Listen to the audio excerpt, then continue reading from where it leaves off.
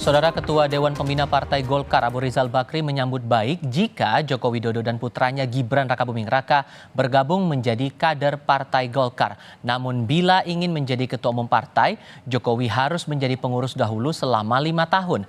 Tapi Abu Rizal tak menampik bila aturan diubah, maka syarat menjadi ketua umum Partai Golkar juga bisa berganti asal disepakati seluruh pengurus daerah. Masuk ya boleh aja kan, kita bersenang hati. Kata beliau kan tokoh masyarakat dan sebagainya, dan presiden 10 tahun. Gitu. Saya kira wajar kalau kita bersenang hati.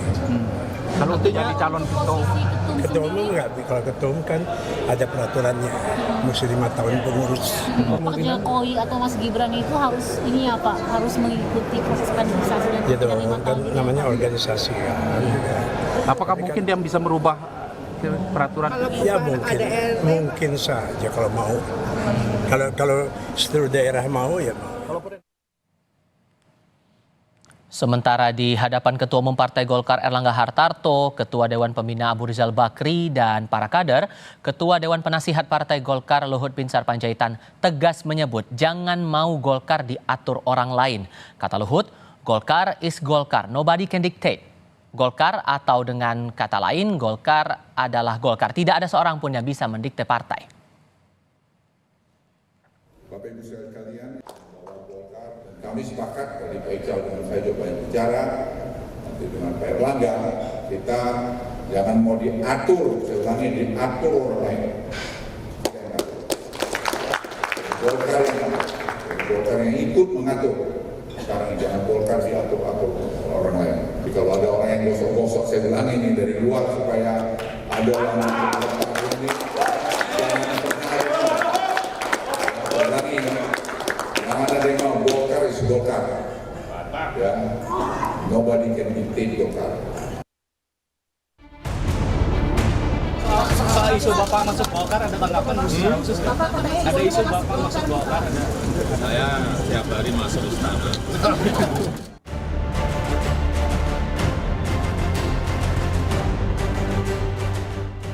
Hingga kini Presiden Jokowi enggan menjawab tegas soal isu dirinya bergabung ke Golkar dan masuk bursa Ketua Umum Partai Beringin itu. Ketua Umum Partai Golkar Erlangga Hartarto juga sempat menyebut Jokowi nyaman dengan Golkar. Pak Jokowi dan Partai Golkar memang sudah rapat, Pak. Jadi karena sudah rapat, sudah beriringan, lihat saja iklan-iklan Partai Golkar bersama Pak Jokowi, sehingga tentu itu menunjukkan bahwa kedekatan Pak Jokowi dan kenyamanan Pak Jokowi dengan Partai Golkar.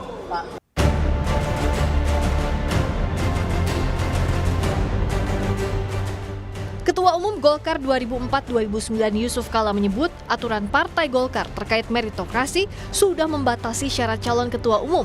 Soal isu Jokowi akan jadi ketua umum Golkar, Yusuf Kala menyebut peluang itu ada, namun Golkar harus mengubah ADART-nya dulu. Ini ada di ADART Golkar bahwa harus jadi pengurus 5 tahun baru bisa dicalonkan menjadi ketua umum. Ini ketua umum ya, kalau pengurus lain boleh saja. Ya kalau ada Munas kemudian mengubah ADART kan nggak, itu bisa lolos saja kan Pak? Bisa. Namun, dosen ilmu politik Universitas Al-Azhar Ujang Komarudin mengkritisi jika Jokowi bergabung bahkan masuk bursa ketua umum Golkar bisa merusak sendi-sendi kepartaian karena Jokowi tidak pernah masuk ke pengurusan partai. Yang luar biasa hebat, saat ini begitu panen ya dukungan dari masyarakat misalkan, lalu juga partai yang punya pengalaman panjang dalam mengawal proses bangsa negara, tahu-tahu di tengah jalan diambil atau ketua umumnya seorang Jokowi yang tidak pernah aktif di Partai Golkar, yang tidak pernah jadi pengurus Partai Golkar. Kan ini menjadi persoalan. Oleh karena itu nanti akan merusak segala sendi-sendi kepartaian, rekrutmen politiknya rusak, kaderisasinya juga rusak. Dalam pasal 12 anggaran rumah tangga Partai Golkar, syarat Ketua Umum Dewan Pimpinan Pusat Golkar diantaranya adalah pernah menjadi pengurus partai di tingkat manapun selama 1 periode penuh, didukung oleh minimal 30% pemegang hak suara, dan tercatat aktif sebagai anggota sekurang-kurangnya 5 tahun. Namun yang jadi catatan, aturan ini bisa saja berubah dalam musyawarah nasional Partai Golkar. Munas Golkar rencananya digelar Desember tahun ini. Tim Liputan, Kompas TV.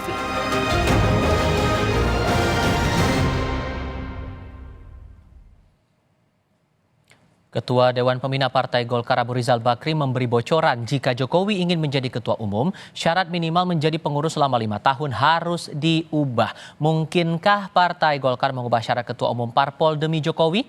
Kami diskusikan bersama dengan para narasumber. Bergabung saat ini anggota Dewan Pakar Partai Golkar Ridwan Hisyam dan Direktur Eksekutif Parameter Politik Indonesia Adi Prayitno. Selamat sore semuanya, apa kabar? Selamat sore. Terima kasih seluruhnya sudah hadir dalam diskusi kami kali ini. Pak Ridwan, mengutip pernyataan Pak Abu Rizal Bakri, bisa saja ADART itu diubah kalau dari pengurus daerahnya setuju. Sejauh ini sudah ada suara belum dari pengurus daerah untuk mengubah ADART itu? Spesifik soal syarat ketua umum itu. Jadi begini ya, Golkar itu partai terbuka, jadi semua sudah bisa, tidak ada masalah. Saya sudah pernah berdiskusi juga dengan Mas Adi. Yang namanya Pak JK itu juga bukan lima tahun jadi pengurus DPP Partai Golkar. Pak Abu Rizal Bakri pun juga bukan pengurus DPP Golkar selama 5 tahun. Nah tetapi mereka berdua ini adalah memiliki rekam jejak sejak Sekber Golkar, Golkar dan Partai Golkar. Golkar ini bukan dimulai tanggal 9 Maret 1999 pada saat dideklarasikan di Gelora Bung Karno pada tahun 1990 menjadi partai. Tapi tahun 71 dia menjadi Golkar dan 20 Oktober 64 dia Sekber Golkar. Jadi semua masyarakat, rakyat yang ikut di dalam proses ini itu sudah menjadi kader Golkar sejak lama, sejak Orde Baru sampai sekarang. Nah, Pak Jokowi ini adalah kader Golkar. Saya sudah menyampaikan sejatinya Pak Jokowi kader Golkar memang tidak pernah duduk di kepengurusan, tapi dia melaksanakan yang namanya karya siaga Gatra Praja. Jadi doktrin karya kekaryaan itu sudah dilaksanakan. Dan Pak Jokowi ini pengurus Asosiasi Mebel Indonesia di tahun 2002 mulai 97. Dari Orde Baru, zaman Orde Baru. Nah, pada saat itu pengurus-pengurus organisasi pengusaha seperti saya ini, ketua umum di Jawa Timur adalah kader Golkar. Nah, itu jadi harus kita lihat di situ. Memang tidak letterlek. Jadi apakah itu bisa? Sangat bisa. Oke. Ya. Kalau begitu Mas Adi, kalau Anda menangkapnya ini semacam memberi karpet merah buat Jokowi begitu untuk masuk ke Golkar dan langsung mendapatkan posisi sebagai ketua umum, atau ada pandangan lain? Kalau saya membaca statementnya Abu Rizal Bakri dan Bang Ridwan Hisyam ini sebenarnya bahwa ada peluang dari pihak outsider ya. Kalau yang dipersoalkan itu adalah terkait dengan hal ihwal administratif seperti ADART dan kepengurusan. Karena keputusan puncak terkait dengan apakah seseorang itu bisa maju atau tidak di Golkar sebagai ketua umum, itu kan kuncinya di ADART yang saya kira memang keputusan tertingginya ada di Munas. Ini yang menurut saya kan kabar baiknya. Artinya, jadi siapapun sebenarnya di luar Golkar itu sangat mungkin untuk menjadi ketua umum. Tapi kan footnote-nya agak tebal menurut saya, yaitu harus mengubah ADART yang disetujui oleh seluruh daerah-daerah. Per hari ini tak ada satupun misalnya pengurus-pengurus di daerah, terutama DPD tingkat 1 yang kemudian memberikan pernyataan secara terbuka mendukung Pak Jokowi atau mengusulkan supaya ADART itu segera diubah ya untuk mengakomodasi isu-isu yang belakangan ini berkembang, terutama terkait dengan Pak Jokowi yang dikaitkan dengan Ketua Umum Golkar. Kan itu yang sebenarnya menjadi perdebatan ya. Nah, dari depan yang kedua, yang ingin saya katakan adalah ini tentu akan menjadi satu presiden yang menurut saya pertama dalam sejarah, terutama di Golkar ya. Sekalipun misalnya disebut tadi bahwa Pak JK, Pak Ical ini bukan Golkar seperti yang dibayangkan orang ya, awalnya juga adalah misalnya hanya sebatas kader biasa, pengurus biasa atau terafiliasi dengan politik Golkar misalnya, tapi bisa menjadi ketua umum. Yang ingin saya katakan adalah apapun judulnya, per hari ini Jokowi itu masih kader PDIP. Jadi wali kota, jadi gubernur, kemudian jadi presiden 2 periode, wajah Pak Jokowi itu adalah wajah PDIP. Kalau the end of the day-nya di masa akhir pengurusan Pak Jokowi atau ketika Pak Jokowi di akhir masa kepemimpinannya tak lagi jadi presiden kemudian ke Golkar, orang kemudian menganggap ini tentu sesuatu yang tidak lumrah dalam politik kita. Oke. Seakan-akan memang ada sesuatu yang memang serba mudah yang dialami oleh Pak Jokowi. Tak lagi di PDIP, kemudian ada tempat berlindung namanya beringin. Oke. Kalau begitu ada kemungkinan orang luar untuk bisa bergabung jadi kader, punya peluang lah begitu untuk mendapatkan posisi pengurus, Pak Ridwan. Kalau di DPD sendiri melihat nama Pak Jokowi digadang-gadang jadi ketua umum, gimana suaranya? Kalau Pak Jokowi oke lah, ahlan wa sahlan katanya Mas Adi di Golkar juga. Tidak usah Pak Jokowi. Orang-orang ya yang mempunyai prestasi tinggi, tetapi dia punya rekam jejak pernah di Golkar seperti TNI. TNI itu ABG dulu istilah kita pada zaman Orde Baru. Sekarang Menko Polhukam Pak Hadi Cahyanto itu juga dulu Golkar. Setelah ada undang-undang dia tidak bisa. Habis itu PNS. Pak Dudung, saya sudah sampaikan dulu, Dudung Abdurrahman, itu juga kader Golkar. Tapi begitu aturan tidak boleh, dia tidak bisa. Jadi tidak harus dibilang dari 5 tahun dari awal, dari dia masuk. Tetapi kita lihat rekam jejaknya. Tetapi saya beri contoh-contoh ini supaya mudah. Seperti umpama ya, saya tunjukkan Pak Hamzah Has. Dia kan ketua umum P3. Apa bisa kalau dia terus masuk wakil presiden? Tidak bisa. Karena Pak Hamzah Has dia punya rekam jejak di Golkar. Jadi tidak semua orang masuk, Mas Adi. Jadi orang harus ada rekam jejaknya, dia di awal itu harus Golkar, terus berprestasi, dan dia membutuhkan atau didukung oleh Golkar, masuk, ya kita hitung, kita lihatlah di sana bahwa memang bisa ini menguntungkan buat Partai Golkar. Tapi kalau dari pengurus daerah sendiri mendengar nama Jokowi ini masuk ke Golkar, itu gimana responnya? Sangat senang, karena kemenangan tahun 2024 Partai Golkar ini adalah prestasi atau sumbangsi Pak Jokowi tidak kecil, cukup besar. Selain kader-kader ya yang jadi caleg, semua kader yang bergerak, Pak Ketua Umum juga, itu semua punya andil. Tapi menurut saya yang terbesar adalah Pak Jokowi memberikan situasi kondusif agar Golkar bisa berkembang. Ini prestasi yang sangat sumbangsi Pak Jokowi yang sangat besar kepada Partai Golkar. Makanya saya sampaikan, Pak Jokowi itu sejak 2015 sudah Golkar. Kabinetnya pun juga diberi nama Kabinet Golkar. Kabinet kerja. Kak, kalau begitu tadi dengan penjelasan yang disampaikan Pak Ridwan tadi, Mas Adi, keuntungan secara politiknya apalagi nih yang didapatkan Golkar kalau terjadi Jokowi bergabung ke Golkar dan dapat posisi ketua umum?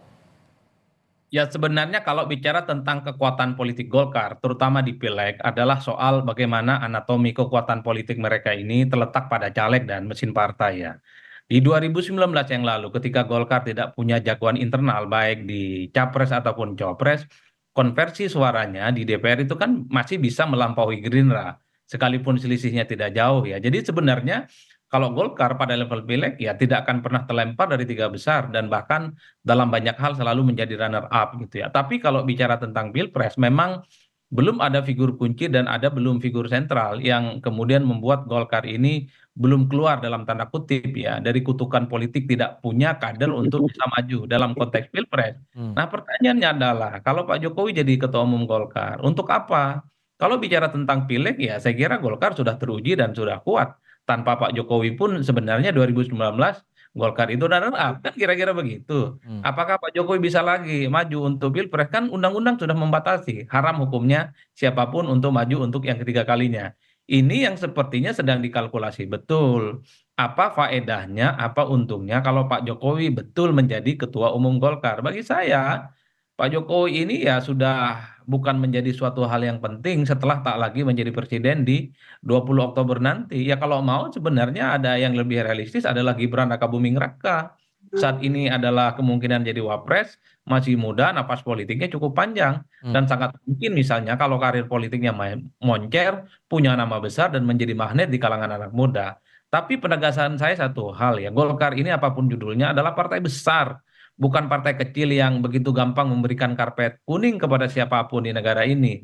Bagi saya yang melihat politik dari jauh, rasa-rasanya sulit gitu ya. Oke. Membayangkan Golkar itu kemudian dipimpin oleh orang misalnya yang selama ini tidak terindikasi bagian dari Golkar. Oke. Kalau partai yang kecil, ya saya kira mungkin ya agak gampang bisa dilihat, mungkin bisa diikuti oleh kader-kader eksternal yang bukan menjadi kader mereka. Oke. Per hari ini belum ada saya mendengar DPD 1 di Golkar itu yang misalnya speak up secara lantang mengusulkan Pak Jokowi Oke. untuk jadi ketum dan mengusulkan untuk mengubah ADART. Belum ada ke arah itu. Atas perspektif Mas Adi ini gimana meresponnya Pak Ridwan? Ya memang kalau sekarang yang punya suara mensuarakan itu istilahnya salah program. Dia tidak tahu ADART. Kalau saya ini adalah bukan posisi di Dewan Pimpinan Pusat, saya Dewan Pakarnya. Nah, nanti pada saatnya Desember barulah itu disuarakan. Toh kita juga belum melihat Pak Jokowi apakah bersedia apa tidak. Contoh yang paling gampang. Keputusan Munas Golkar itu adalah calon presiden Golkar adalah Airlangga Hartarto. 5 menit terakhir berubah karena sudah waktunya diputuskan. Jadi bisa saja keputusan itu berubah pada saatnya. Jadi kalau sekarang belum saatnya. Tapi kalau Makanya peluang syarat aturan di ART yang masalah syarat ketua umum itu masih bisa berpeluang berubah atau enggak tuh? Ya sangat bisa, kan sudah ada 2 contoh saya kasih tahu. Pada saat Pak Abu Rizal Bakri adalah ketua Dewan Pembina Soksi, yaitu ormas pendiri Golkar. Nah Pak JK yaitu dari Sekber Golkar. Semua ada rekam jejaknya. Nah Pak Jokowi rekam jejaknya di Asosiasi Pengusaha yang namanya Aspindo. Nah itulah saya sampaikan bahwa Pak Jokowi punya rekam jejak. Nah ADART-nya saja nanti disesuaikan kapan? Disesuaikan pada saatnya. Nah saatnya kapan? Ya pada saat Munas. Munas itu. Kalau sekarang ya nanti diolah-olah nanti. Saya ini kan menyuarakan supaya masyarakat luas ini tahu, oh inilah Golkar ini partai terbuka. Saya kemarin pulang ke Jawa Timur, banyak kawan-kawan saya itu yang pindah-pindah partai, dulunya kader saya di Golkar, minta kembali semua. Ternyata Golkar yang paling bagus, Pak Ketua, dia bilang gitu. Iya. Terakhir Mas Adi, singkat saja, apa catatan Anda dengan isu ini? Masih ditutup audionya Mas Adi, mohon maaf. Ada 4 hal saya kira ya. Pertama kalau soal terkait dengan Jokowi jadi ketua umum Golkar. Pertama tentu harus ada aspirasi dari DPD Golkar khususnya DPD tingkat 1 untuk mengubah ADART yang saya sebut tadi belum ada hilal yang mengarah ke situ. Yang kedua, kalau ADART-nya ini kemudian diubah, pertanyaannya adalah Pak Jokowi ini kan belum ya menyatakan statement ataupun gestur ketertarikannya untuk menjadi bagian dari Golkar. Nah, yang ketiga, kalau ada Munaslup atau Munas dipercepat sebelum bulan Oktober, rasa-rasanya kesempatan Pak Jokowi untuk menjadi bagian dari Golkar, ketum misalnya, itu cukup terbuka. Karena kalau dilaksanakan sebelum Oktober, status Pak Jokowi masih presiden yang saya kira posisinya cukup powerful. Tapi kalau Munas itu on schedule dilaksanakan pada Desember, sesuai dengan timeline yang sudah ada, rasa-rasanya agak sulit bagi Jokowi untuk menjadi dari Golkar, apalagi untuk posisi ketum. Saya hanya bisa menerowong sampai di situ. Tapi Bang Ridwan kita bisa memberikan bocoran-bocoran halus kepada kita. Itu dia yang masih bergantung pada dinamika politik ya sekarang. Terima kasih banyak Pak Ridwan Hisyam dan Mas Adi Praetno sudah berdiskusi bersama kami kali ini. Selamat sore semuanya.